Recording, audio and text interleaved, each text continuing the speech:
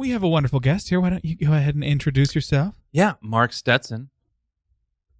Amazing. That was first and last name even. Oh, my gosh. I just doxed myself. I know. Yeah, and what was your home address, please? It used to be 2 blocks away from here, actually. Oh, wait, okay. How long ago did you move out of... Are you still in Bushwick? No, I'm not. I'm not in Brooklyn at all anymore. I miss it a lot. I used to live at 260 Moore Street, right across from Roberta's. Right around when it opened. So, 09. I love Damn. Yeah. They used to, before they blew up and, when they were still struggling, didn't have people coming in, they would have my roommates, who were all bluegrass musicians, play during happy hour to try and bring in a crowd. Oh, wait, I love that. In that, outdoor space? Mm-hmm. Oh, that's awesome. And then, and then all of a sudden, the New York Times article came out, and, Bill and Hillary Clinton started coming, and they were like, oh, what are your names again? Wow, damn. Okay. So that place is a hot place. That's a Roberta's. Yeah. Yeah. I do love. Yeah. I love the bee sting there. That's my plug for Roberta's. The bee sting was my go-to. That was the spot. I mean, let's still get is. That, I guess. Let's get that endorsement, Roberta's. We just plugged you on this hot improv show. Ooh. Improv radio podcast. Yeah, just like co-host Christopher Morucci said, this is no suggestion. I'm Ralph Jean Pierre. Mark Stetson, American cowboy. What do you... this is the first thing I want to ask you. Yeah. That last name. Yeah. Tell us about carrying that family crest of Stetson as a red-blooded American. Yeah, it's bizarre because I am I guess what would it be? If your parents are not from this country, you are.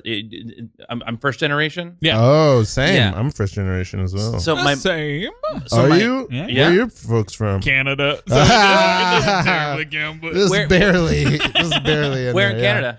My mom is from Saskatchewan originally, but she lives in Alberta now. My grandmother on my dad's side was from Winnipeg. Oh. Yeah. So she was from Winnipeg. My dad's dad was from Poland, right outside of Warsaw. Okay. And moved here, landed in Chicago, had 3 kids, one of them being my dad. Mm-hmm. And then around that time, he worked his way up from the mailroom at this company called Stetson China Company. And he worked his way up, and they were like, well, you take it over. And he was like, well, no one's going to listen to a guy named Warsaw in 1930. So he changed his name to Stetson. Wait, where's your family from? Poland. Wow. Yeah, so it was some long W name, and they were from near Warsaw, so they were just like, well, you're Warsaw now. That's your name. That's your last name. And he was like, even then, like 1930s, he was like, yeah, no one's gonna listen. No one's gonna no one's going to listen to someone running a company with a name like Warsaw. Might as well just change it to Stetson, the most American sounding name on the planet. No one will question it. And there it was. Whoa. Listen up here, lawman. Ain't nobody afraid of you and your kind around here. Ain't nobody intimidated by you. Well, maybe you haven't heard my name yet. Haven't heard your name. It's a big punchline here around the boys. What do you say, Harrison? Every time I hear somebody introduce themselves, I get a good old chuckle. I'm like, well, if it isn't Timothy Rotten. Oh, Timothy Rotten. All right. Don't laugh like that so you show your rotten tooth. It's a little coincidence that you got a rotten tooth and your name is Rotten. Well, it pops right out. Oh, hey, here it is. That's macabre. It pops out so you're you just fully put the tooth back in your mouth. Listen, Timothy Rotten, you ain't scared none of us, even though that smell is ripe. I am absolutely not scared, but I am absolutely nauseous. Well, it's only a matter of time before the rot. Put your Stetson hat over your face to cover this. It helps you breathe. Well, it's only a matter of time before my mouth rot overtakes this entire town. Listen, You go on and get out of this saloon because ain't nobody scared of you, Timothy. I don't care if your last name is Rotten. I don't care how apt it is. You may say that now, but just wait about 3 to 6 years when gingivitis has taken this entire town down. We've taken to flossing. We floss now regularly. Absolutely. I floss after every meal. Every meal. Might I say, you don't look like a flossing man. Might we challenge you to a little floss off for the town? Let's see how much them gums bleed. And whoever's gums is bleeding the least gets to keep the town. Yes, just like every floss duel that's ever been done. Every the single one. least amount of blood on the table wins. Standard. Been waiting for this for a fortnight. What? To show y'all that flossing is just a dental conspiracy. Only 2 weeks you've been waiting for that? Yeah, well, when you got a mouth that's rotting his mind, 2 weeks is a long time. That's true. Yeah, it's true. It seems painful. Ugh, the smell is odorous. All right, let's cut the bull crap and put my Stetson hat back on. This town is ours. Harrison and I, we run this here town, and ain't no lawman gonna push us out. I don't care what kind of mouth he's got on him. You watch your mouth. How about that? All right. How about that? Well, you watch your back and your gums. Wait, get your hands out of my mouth. You're flossing. Oh, my, I've never felt anything. Don't let him do the scrape on you. No. Ooh, you got some sultry gum. Timothy Rotten, you're a damn dentist. You're healed. Harrison, Wait. your smile is wide as the gates of heaven. Like I said, it's a dental conspiracy. I use it to hide my dentistry. Why don't you use it on yourself, Timothy Rotten? That's what I don't understand. Why don't you heal your own mouth? And blow my cover? Never. You stay away from me with that. I don't want any of that. No. Don't you pour that fluoride in my mouth. Trust me, it'll change your life. No. I talk like I'm from a new modern era now. Once those fingies got into my tonsils. Not me. I'm Grim Horschelt. Ain't nobody's giving me any fluoride. Grim Horschelt? That's me. Let him That's change your name to Grin Horse Grin. Don't say that name because it'll stick. Grin Horschelt. Oh, my smile is as wide as ever. You're sorry. welcome. I'm sorry. Could we leave with complimentary toothbrushes? Because we've been brave. Here's an Oral-B and some Aquafresh. I was scared about this appointment, but now I'm happy I was brave and went through it. So is Harrison. You're welcome, fellas. Can I eat candy? God damn it! No! Okay, see. Very nice. Very nice. We did it. Started real early.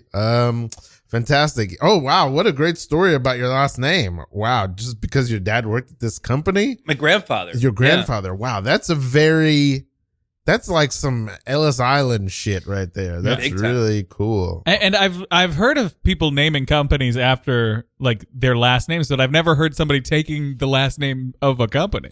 That's truly, I've never heard that before. That's incredible. Yeah, he like zipped himself up into this company basically, and like that became his like identity. That is fascinating. And what did the company do again? It was a China company. Yeah, they sold plates. They designed and sold plates. So like ultimately by the end, like one of their I think Disney was like one of their clients where they like designed like Mickey Mouse plates and like Daffy Duck and. So this was a Canadian company run by. No, they were in Chicago. My grandmother who married that grandfather was from Winnipeg originally, but they were living in Chicago. So they were Canadians can be anywhere, Ralph. They were Canadians. They got to stay in Canada. They were Canadians from Poland who came to Chicago, who took over a company that made China. Yes. Yeah, lots of places being named right now. And changed their name to the name of the company, which is a company that sold China called Stetson. Listeners can't hear it, but Ralph has a red wire board behind him. I'm just putting this plot together. We're gonna figure out where Jimmy Hoffa is buried. Fantastic. That's beautiful. And is that where you're from? Chicago? No, I was born. He sold. My dad sold that company eventually. Did he change his last name afterwards? No, he didn't. But the company he created after my dad passed away, I named my production company his old company name. Which wow. George Briard, which is George Briard, which was also a China company. Wow. This is fascinating. Yeah. You can pull your microphone just a little bit closer to you. You can pull it to you or get closer to it. I'm gonna get right into it. Sounds so right in there. Right in there. There you there go. We are. It's the real Stetson man. Beautiful. And a couple. Let's see. What are the other things? I have a bunch of questions, but you came from Hoboken. How long you been in Hoboken? I've been in Hoboken Raton for about Hoboken 5.5 years since June 2019. Oh, okay, Yeah. so right before the pandemic. Yeah, What was it like to be in the pandemic out there? it was wild because the only people I knew out there. Well, I'm from Jersey originally, but not Hoboken. And like few people who live in Hoboken are actually like born and raised in Hoboken. Wow. I found. So like Mehdi Barakian and Jamie Lilo. Oh yeah. I haven't seen them in a long time. They're now in LA, but they at the time when I moved to Hoboken because they were like, it's great, it's amazing, you These should are come old here. school People's Improv Theater people now working actors. I think both of them. They are, like he is, They're both like I think auditioning and performing as much as they can Wonderful. out there. But they're all survival jobs. Yeah. But they were out in Hoboken, and then so like we were hanging out with them all the time, and then pandemic hit, and we didn't really have a community out there, except for like our families who were like 30, 45 minutes away. So like it was just kind of like it was kind of a ghost town for a year and a half. But like the stores, like it's the most convenient place I've ever lived, and I've lived all over Brooklyn. Like I moved from Fort Greene to Hoboken, and like I'm like, oh shit, there's like coffee shops at every corner. There's more bars per like capita than anywhere else in the world. Really? Like, the path is like 5 minutes away. So it was like NG Transit and ferry. It was awesome. But at the same time, like it felt like we moved there because we were like, oh, this kind of feels like Brooklyn, but like it actually feels more like Rock Ridge, Brooklyn, where it feels like if you just like it looks too perfect. If you push too hard on a building, it's all gonna come falling down. Wow. Just a bunch of facades. Just a bunch of facades. Yeah. And everyone just wears athleisure gear around all the time. Like Are we talking full on track suits, or is it more just like casual sweats? Casual sweats. Okay, because I would love to go to a town that does look fake, where everyone only wears full track suits. That sounds amazing. I mean, that sounds like someone's heaven. Yeah. Not mine, but it sounds like someone's heaven. As an Italian American, let me tell you, it sounds like my heaven. And so you say you have a production company. Yes. Tell us about this. I don't know anything about yeah, this. So it's called George Briard Productions. I started it like a year after my dad passed away, and what year is that? Sorry to hear that. 2011. 2011. Okay. And I started because I was when I got out of college in 2006, my buddy, my like writing partner, and I we were just like, oh, like let's just start making stuff. So we started I bought a camera. Where's college? College was Chicago.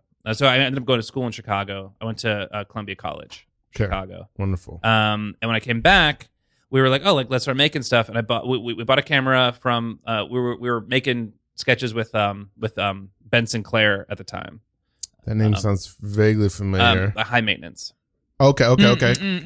So I bought my like first sort of like professional-ish video camera from him and his partner. We started making stuff. I love that. And I was like, oh, like I could be like maybe I can make my living making stuff while also using that to like make sketches and to like make my own shit. And then my buddy ended up going the writing route. And then I went like full on production route and was making my I was making my whole like career. Doing just shooting stuff. Nice. And producing videos. So like I landed a job at a boutique like production company, and then that went away. And then I was just like, oh well, if I can make more, I'll be more legit if I like have a production company, and it's named after my dad's production company, and I've been doing that sort of ever since, making short films and commercial stuff. And nice. Yeah. That's amazing. And that's still what you're doing today. I feel like you really piece together you get involved in a lot of different stuff, and it feels like you also follow your muse. I feel like I always hear your name, or it's doing this little project or this. Oh, right on. Yeah. People are talking about me. Yeah. I like try to figure out like what it was I wanted to do, and I couldn't really stick on something. So like, I'm just do a little bit of everything. Yeah. So like, I ended up doing like the videos for like Old School Sketch Show, which like our friend Micah Sherman, it was his like sketch show that. Do you ever know Micah? No, but I know Old School Sketch Show through Slaney. Mm-hmm. Right. Yeah. Yes. Yeah. Exactly. Yeah. So like from like mid-teens, like 20-teens, I was like, I was making videos for them, and then I was like, Mike and I started making a web series called Bob Ross Challenge, which you did. Oh yeah, it's such a cool premise for a show too. That was a show that they made where it was like you're kind of being it was almost like Hot Ones, but instead of eating wings, you're trying to do a painting. Exactly. In very short time, trying to do a Bob Ross painting. Oh, so you're being interviewed while you're painting. Yeah. So I love that. The whole idea was like Mike and I were like, we loved Bob Ross, but it was like Michael was like, do you think anyone ever actually paints along with him? Like he's like teaching a class. You like, follow him. Yeah. But like, who's out there actually like being like, oh, it's at 7:30. Bob Ross is getting started. Got to get my paints ready. Like, who's doing that? And so we were like, but like, what would happen if we got our like funny friends together? Yeah. To paint along to an episode of Bob Ross. Can't press pause. You got to just go at his rate, and see what you came up with at the end of it. But while doing that, like, we'd be interviewing. I love that. That's so fun. Yeah, It's a beautiful like show. I really miss it, and it was starting to go great. Like that's actually how I got my job. I work at Mashable now. And that's actually how I got the job there, because they like licensed this series, and they're like, oh, you should just come do this for us. And then like right as the pandemic hit, or right before the pandemic hit, Bob Ross company was like, you can't do this anymore. Okay. Are they still up, those episodes? No. So like that's why like I usually when I talk about it, I call it like, you know, like the best show you'll never see, because you can't find it on the internet. Like I think Daily Motion has a couple of the episodes on it, but you can't really. Okay. Yeah, I mean, yeah, it's a beautiful. There's a couple of thoughts I have. One is that over the last year, I've been like circling back around to. I'm a Shakespeare guy. I perform Shakespeare from time to time, and one thing I think about all the time is when I was younger and learning about Shakespeare, he would call some of his plays comedies, and I'd be like, "This isn't that funny to be calling it a comedy." But now, as I get older, that really resonates with me. The breadth of things you can call comedy. Yeah. You know, like, and I find it very wonderful. I find it very rich. Like the Bob Ross thing, like, it's not necessarily laugh out loud funny, but it's so pleasing to watch. You're getting and Bob it is Ross. Shakespeare. So you're no. Yeah, okay. But there is something about it that is like it's the definition of comedy is more like just something that is maybe it's funny, maybe it's not, but it is fun. Yeah. You know, and I think that's like the general thing. Like there's the spirit of levity and lightness and fun and adventure and excitement. That is what it is. And maybe there's hard jokes, maybe there isn't. Yeah. Or maybe the jokes aren't hard jokes, but the comedy is coming out of someplace else or not. But like, that's something I'm resonating with more and more, that like, I don't think it's in everyone's cards who makes comedy to be just like a hard joke maker. Yeah. I think there's a lot of, you got to make something that's compelling, but I think there's actually a lot of little spaces to park in that a lot. I feel that. I resonate with that a lot. Mm-hmm. Yeah. Oh yeah. Because it like especially with that show, like a lot of the, not every episode was laugh out loud fun. Yeah. Some were just sort of sweet and nice, you know, because like whatever that the person was talking about was just it came from the heart. But there's also some inherent comedy in it, watching people struggle. Literal the premise. Yeah, exactly. Where it's like you cut to them and like showing where they are versus where Bob was in the painting was just like just that underlying what they're talking about was just like it was like there's what like that dissonance is fun, and whether it's funny or whether it elicits some kind of a like reaction, and I think that's sort of where that magic is. Absolutely. And there's the whole dialogue right now happening too with like the big award winner for comedies these days is The Bear. Yeah. And it's sort of classified that way because it's a half-hour show, but it keeps going up against literally just comedy stuff, and so everybody's like, but this show is not a comedy. Which in many ways it's not. As somebody who watches it for the familial trauma, I love that show. And I cry constantly watching that show. But it is so funny because in the dialogue of like awards and conversations, it's always talked about as a comedy. Yeah, which blows my mind each time. Yeah, because it's like you're like one of these things is not like the other. Oh yeah. You know, and it's like there are comedies in that in that category that should win best comedy. And just watching The Bear, it's a gut punch. Like every single episode, like I get the same reaction. Like I can only watch 2 episodes of The Bear, just like I can only watch 2 episodes in a row of Breaking Bad. Like again, it elicits the same response in me, maybe because of familial trauma. No, I get you. I feel sort of the opposite on it. It's one of the easiest shows for me to watch all consecutively. Like there's something about the way that show functions that my brain just eats up, which is so funny because I will watch like an episode of Girls 5 once every 2 weeks to space out all the jokes in it, but I can pound the entire series of The Bear. Wow. There's something so fascinating about this because there's something so cyclical about this, which is like I watched maybe like half episodes of Breaking Bad, but like one thing that strikes me about it is like half of the cast is comedians and the lead is like maybe one of the best sitcom actors of all time. Oh, absolutely. You know, like, but it's this like incredible drama. And then The Bear is like, I know there's at least one comedian in the cast. Oh, there's a bunch of comedians. Yeah. Mm-hmm. Yeah. So like, yeah, it's very interesting what's happening. Or like, what's that other show that everybody's been talking about? White Lotus. Mm-hmm. It's like, I don't know how dramatic it is or isn't, but it seems like it's pretty dramatic, but it's like also full of comedians in the cast.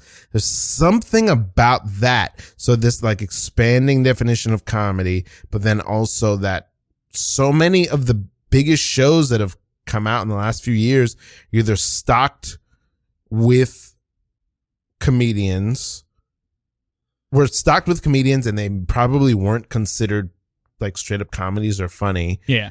And or I think that's it. I think that's all I want to say. But even like, you know, Mad Men, like, you know, you wouldn't call John Hamm a comedian, but he's very funny. He's an incredible comedic actor. Yeah. Oh, absolutely. Yeah. Like you watch him in that, and then you watch him in like Bridesmaids, and you're like, yeah, same dude. And even like 30 Rock, where he played the doctor that lost both of his hands in a helicopter. Like it's wild, his range. There's something so interesting these days about comedy, and there's like this really interesting connection I'm seeing between comedy and hip hop, particularly like independent rap, that is very like gritty and hand to hand and straight to consumer, like bypass. There's some connection there that I'm finding that I find really interesting. Is it, you mean like in the sense that it's like it's not so like cleanly produced anymore, that it's grittier and it's more raw? Yeah, because it's going straight from the dome basically to like people's ears and even like you know, you probably heard the legend of how like the pilot of the Eric Andre show, where he like found an empty bodega and just shot it with his friends, and then Adult Swim picked it up. You know, it's very like just like off the streets, you know what I mean? Or like to watch is another white whale I want to get on the show, to watch like this hustle of Cypher Sounds. You know him? Like how he, you know, I was a fan of his when he was just doing hip hop, when he was just a DJ on Hot 97. Yeah. I was raised on that. Blazing hip hop and R&B. Yeah. And he's like, through the blog era, he and Peter Rosenberg were like doing stuff. And then I watched him like, but through sheer force of will, turn himself into a comedian and become like this like comedian DJ, like the DJ of comedy. You know what I mean? He hosted the Daily Show, didn't he? Like during the maybe there was this like merry-go-round of like hosts, but like between Trevor and like what they have now, and they bring in these celebrities, or these to come in and like host for a week. I think Cypher Sounds did a week. Damn, that is wild. I might be wrong, but I think he did. There's some kind of energy there that is just like, it's like hustle, but it's not in like a you know what I mean? Yeah. Watch out. It's like, I got things going on. You know, watch out, bro. Watch out. Okay. You, all right. You can have all of the space in the aisles. I was just grabbing some milk. You can move your cart past mine anytime. I got a hustle going on here in the aisle. Aisle 7. That's Francois's aisle. Watch out for Francois. Oh, Francois. That's my boy. Wait. You know him? Francois got the best watermelons. Yo, look at this batch. Look at this batch of watermelon. Any of these, $7.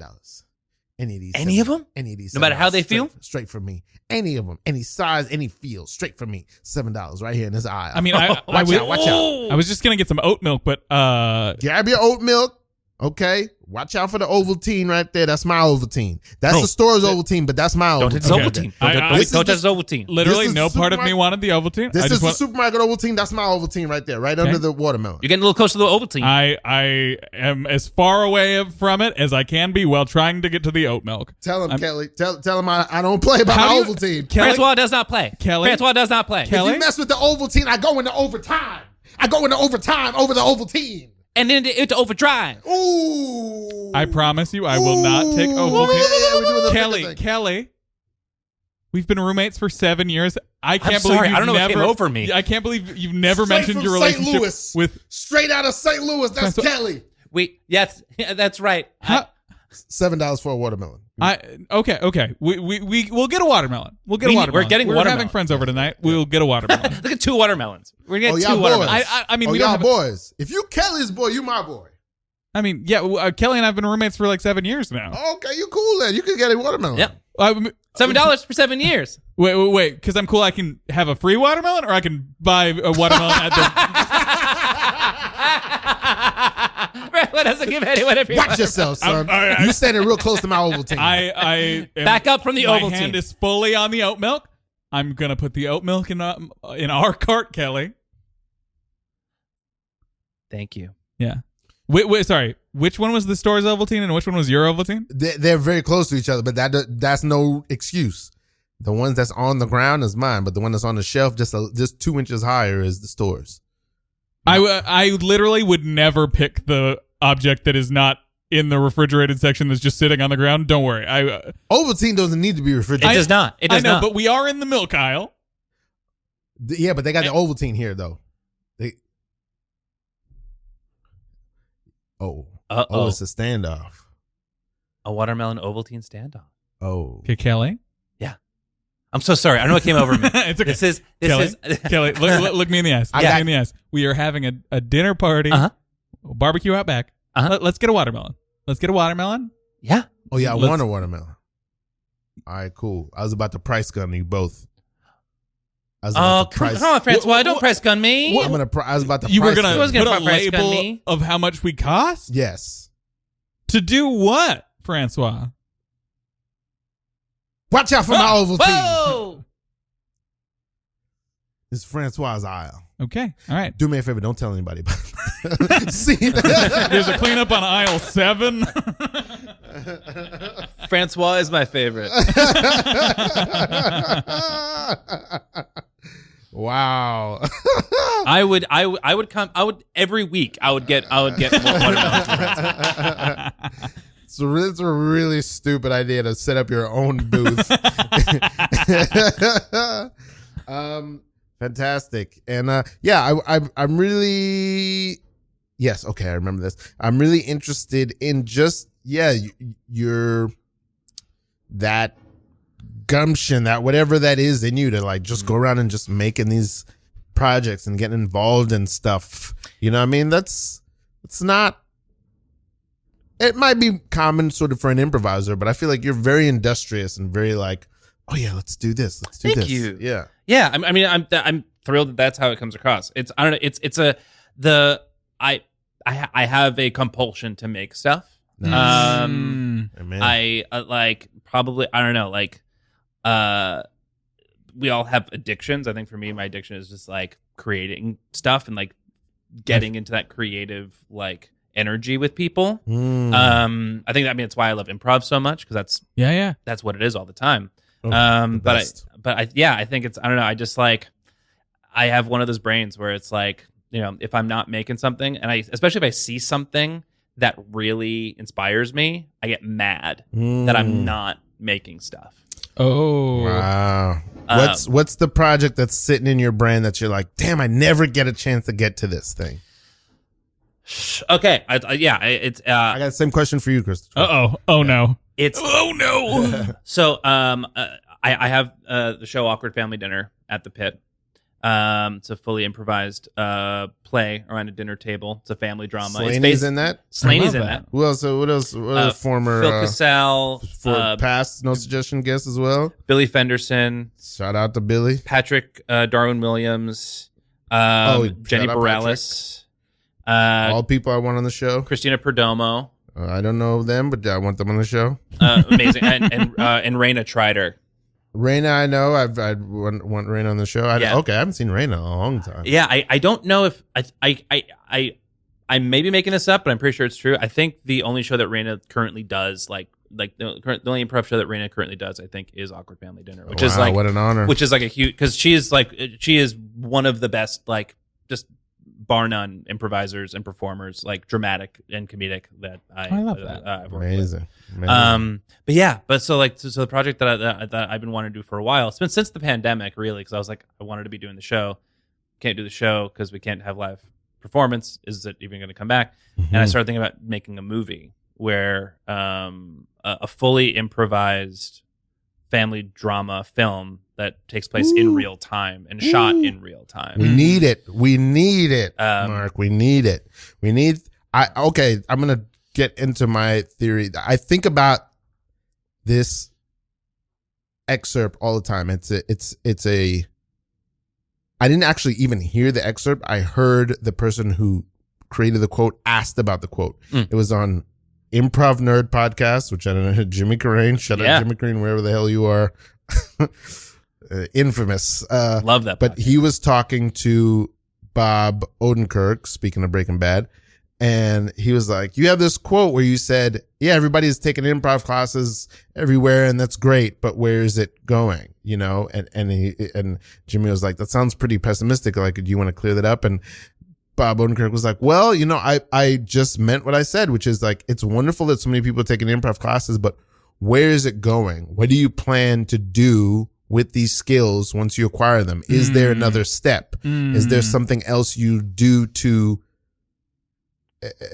there should be another step of like, how do you apply these skills that you spent so much time and energy gaining? Are you just doing improv shows for your friends, or does it go somewhere else? So I really feel, you know, maybe alongside this rise of the clown world or whatever, that feels like this, and it's sort of like the impetus of this podcast too, to almost in a surreptitious way also ask that question of like, there's thousands of trained improvisers just crawling around this city.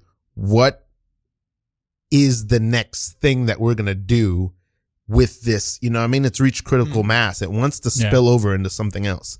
What is it? So I feel so when you say that, I'm like, hey, we need those things. We need them. Thanks. Yeah, it's one of those things where it's just like, in order to do it right, I need a certain amount of money, and I have a problem with asking people to invest in my ideas. Yeah.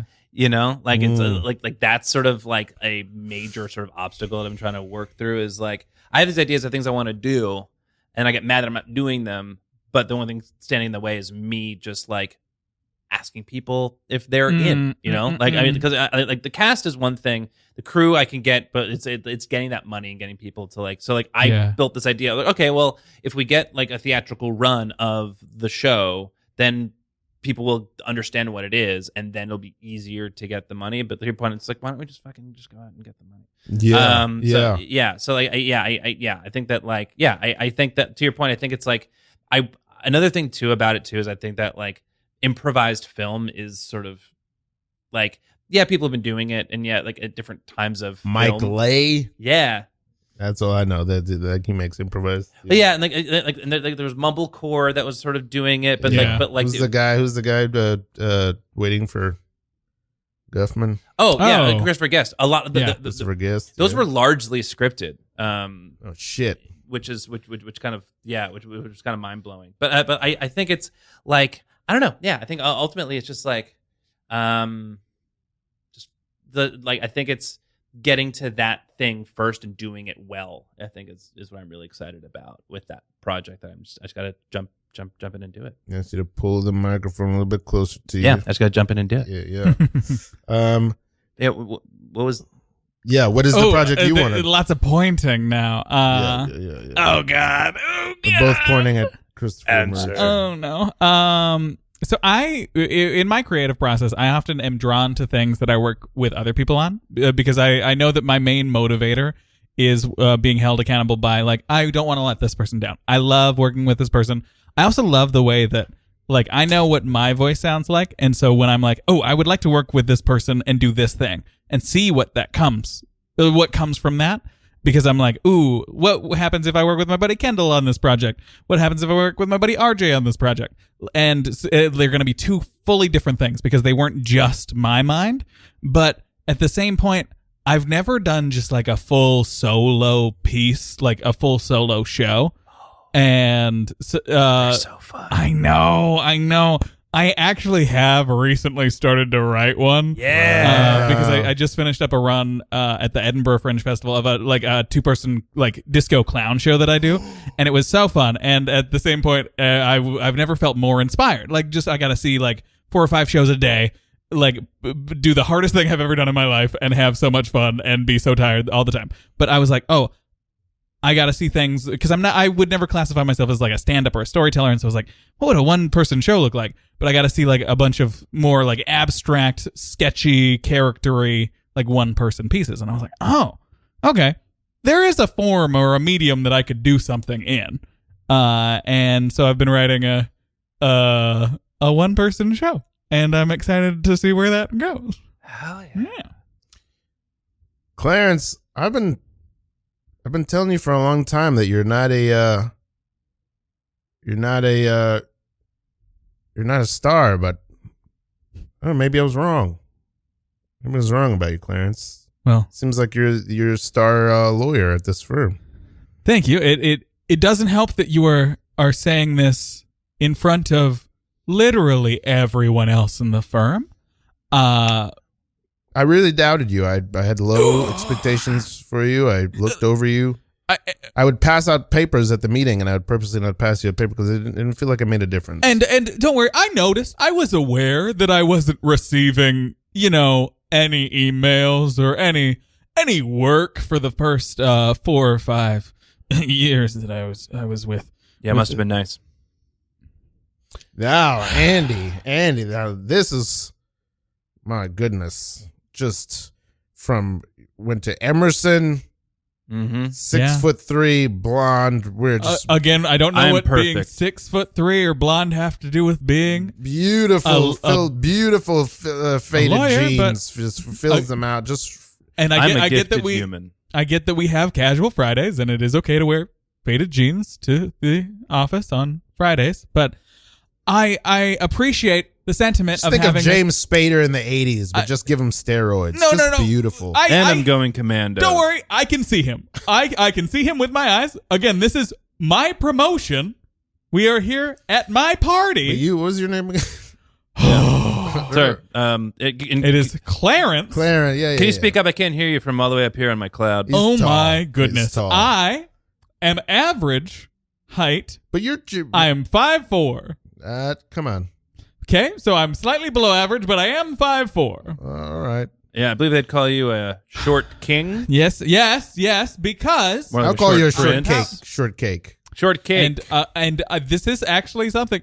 But the point is, I think I was wrong. Jeremy, I have talked to HR about you calling me shortcake, but thank you. Yes, you were wrong. you don't I want am this? being promoted. I'm becoming a name partner here at the firm. I got a name tag here made for you that says shortcake. You don't want it.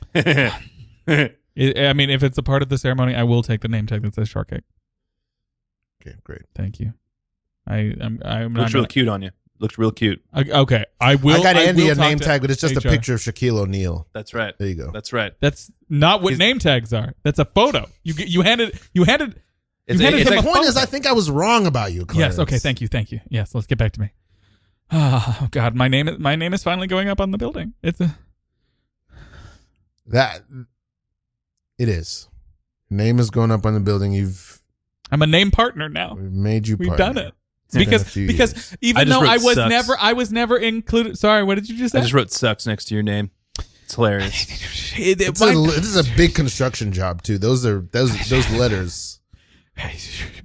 I have worked so hard for years. No one looped me in on any meetings. I had to show up by listening on people's doors. No one would include me in emails. I brought on most of our current clients just through sheer willpower. That is true. Most of our current clients are through. What's your name again? It is Clarence. But all the same, I mean, the current name of this firm is my name, Grin. Grin, Andy, and Clarence sucks. That's the current name of this firm. That's right. They need multiples of my name to make up for my size. There's only one Andy, but it feels like there's 4 or 5. Yeah. And it does. I take up a lot of space. No, we know, must be Andy. something. Yeah, we get it. I made everybody a cake for my celebration because I knew that no one would bring a cake. But And here, you're a shortcake. Oh, You're a little cute little shortcake. Oh wait, God. Andy, didn't you eat a cake earlier? my A whole God. cake? I sure did. We Wait. cheered you on. You did. You Wait. did. It was like was it I did like a keg stand, was but it over a cake. Was it a cake that said "Congratulations, Clarence, you've done such a good job. Is that your name? I'm proud of you." He ate through the middle and then ate the sides from the inside of That's the right. cake. It just slipped off me like a seal. I still look fantastic. I can't believe that I was wrong about you. I really had you pegged Yes, for a let's- loser sorry, thank you. and as who would never accomplish. This is so nice. This is a good thing for me. I'm now a name partner at a law firm. This is good for me. Remember, Clarence? Remember when you go to bed at night? Just remember this is good. That's This your is good. They're blankie? gonna start paying you That's your soon. blankie? They're gonna start paying you soon. Is it? You won't be in debt anymore. Is that your baby blanket? Yeah, Oh, I think he's asleep.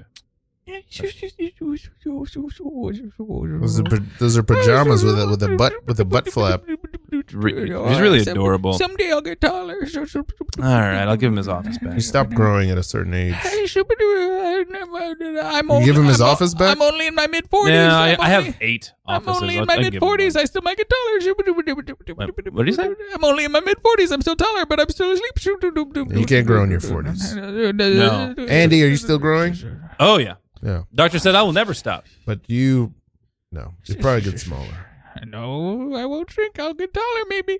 I really can't believe you made partner, but sorry. I fell asleep there. I can't. I'm cradling you. It's very easy. Okay, with our I sizes. hate how nice this feels, Andy.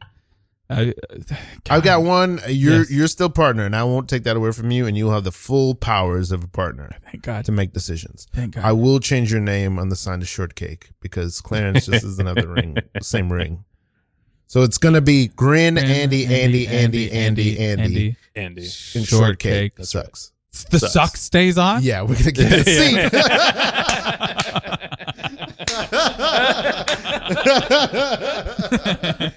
Wow. What a beautiful world that was.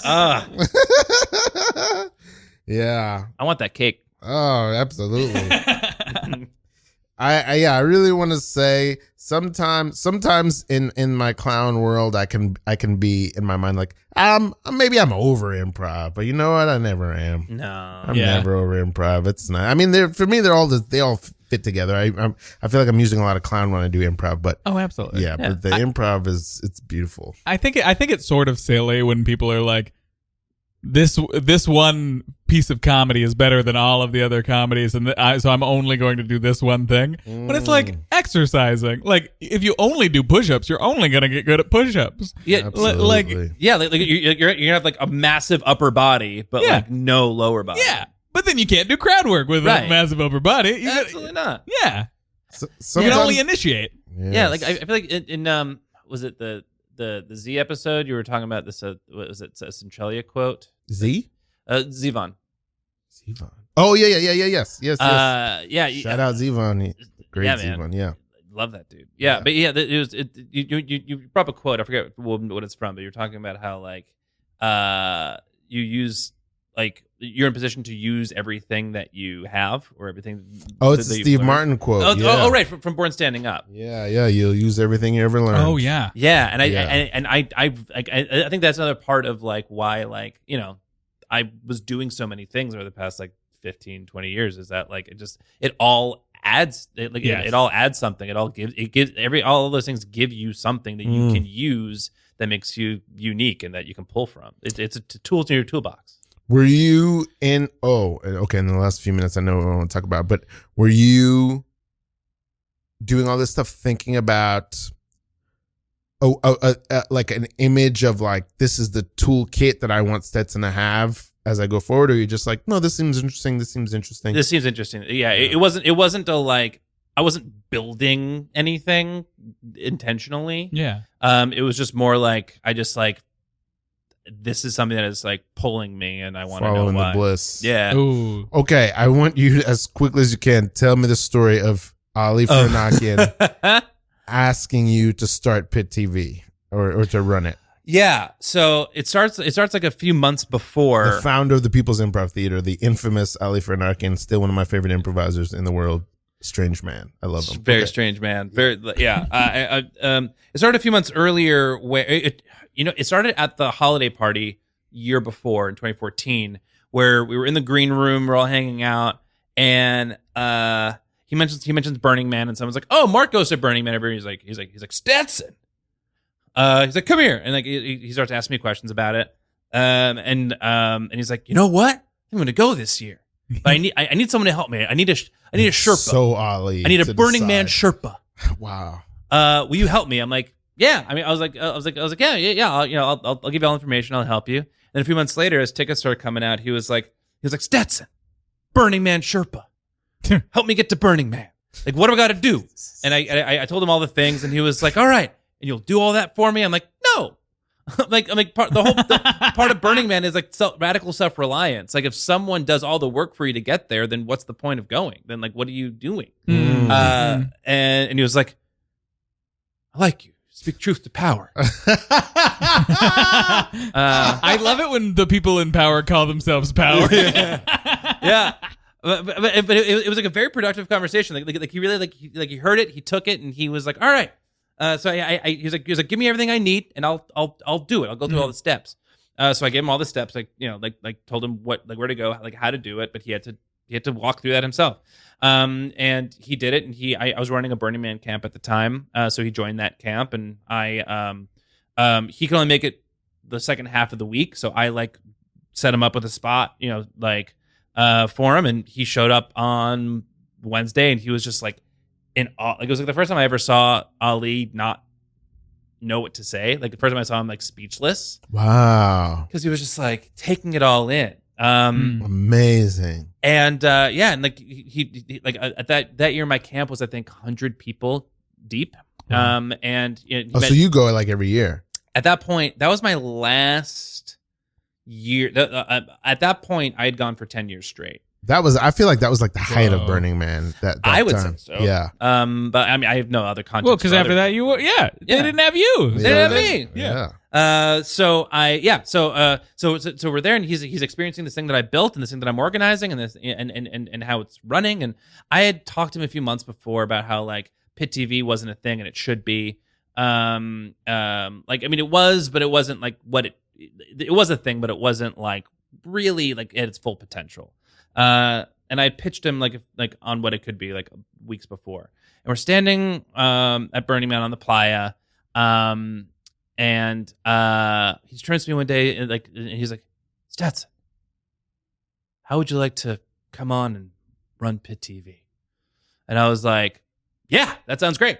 I was like, yes, absolutely. And he was like, you know, give you like salary and everything, but it's like a pit salary, so it was like, you know, like it you know, it is what it is. But like he gave me the opportunity to like create to tap into this massive pit community that was just like wanted to make stuff and allow me to use what the pit had to like give people the opportunity to like connect the dots so that they can start making stuff. Yeah. And within like a few months we were doing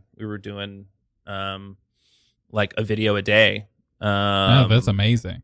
And we did that for like 6 months. Wow. Of different web series and different and podcasts and all that stuff. But I spent 4 days with Ali. Please stop calling me a Sherpa. I'm your doula. I'm trying to help you have this baby. Don't call me a Sherpa. You're very commanding. I mean, you are wearing a pack, and you are riding a yak.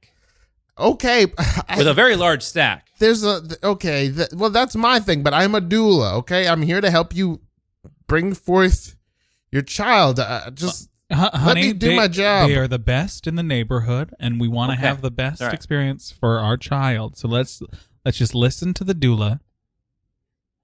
Okay, you're right. It's all right. I'm a doctor. 20 years of medical school. I have trouble giving up the reins. All right, I understand. Also, my name is Jenny. Stop calling me Jen Dog. Okay, I don't. All right, Jen Dog. All right.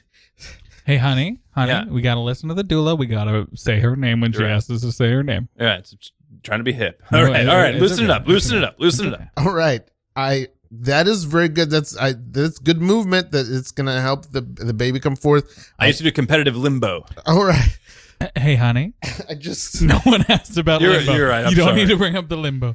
You bring up the limbo every chance you get. We don't need to bring up the limbo, honey. We found this. You're right, hun dog. Hey, honey.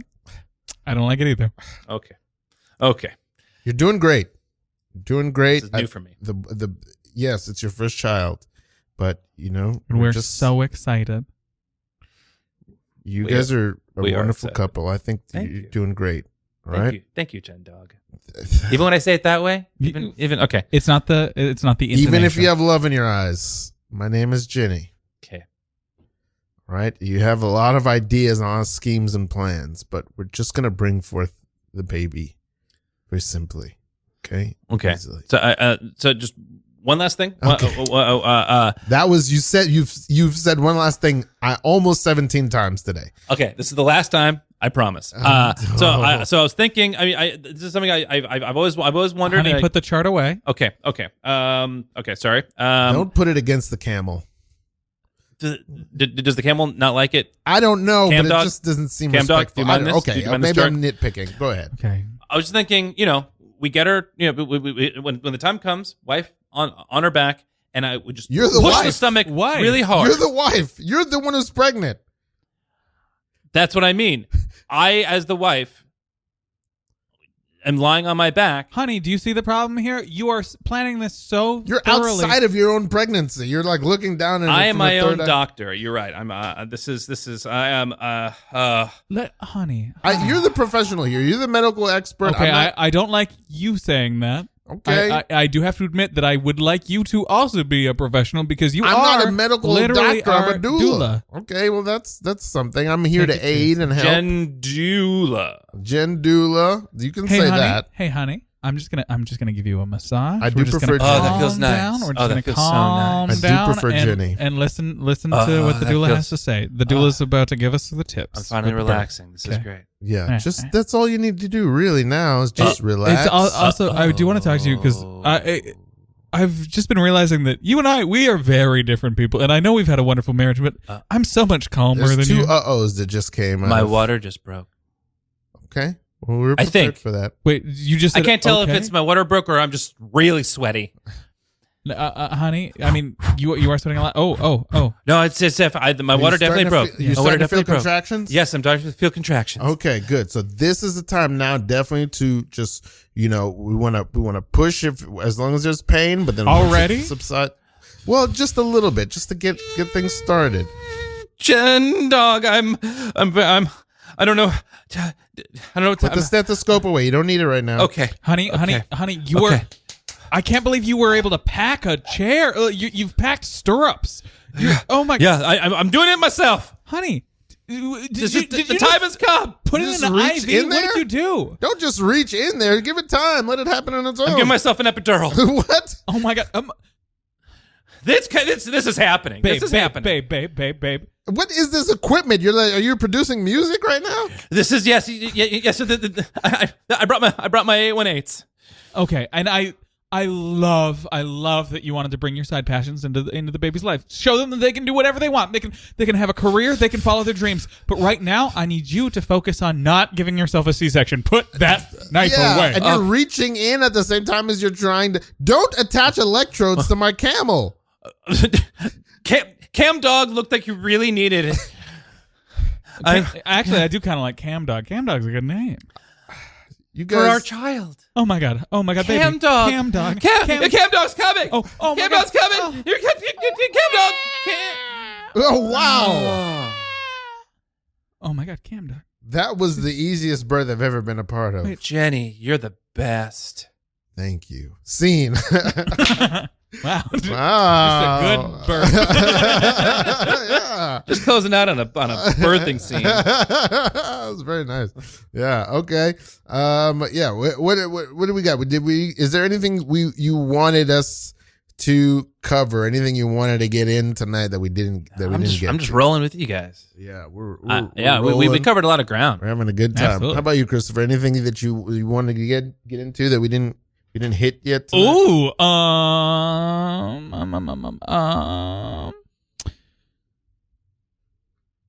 No. I have something. I guess this is live now, right? Yeah. Yes. It's live So right now. I do have something I want to plug. if Ooh. Possible. Yes, plug anything you'd like. Same for you, Christopher. Okay. So I just shot a short film with my good friends Dan McCabe and Ronan Hirschberg, a great stand-up comedian.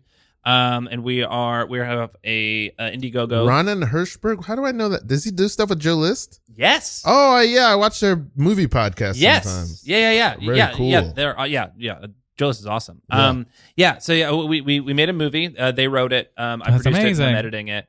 And we are raising money for post production and for festivals. Yeah. Beautiful. So if you want to check out the trailer and potentially donate to the film, memoryroommovie.com.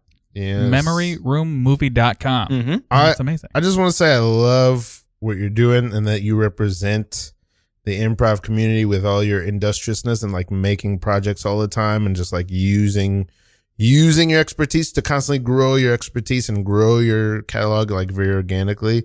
I just think it's so awesome, and Thanks, I'm man. That means a honored to lot. have you on the show and like share a lot of the things you've been doing. It's Thanks. really, really cool. Thank you. That really means a lot. Yeah. How about you, buddy? Just follow me on Instagram, Christopher Morucci. Oh, we're at the last moments. Okay, this is no suggestion. I love you. Bye.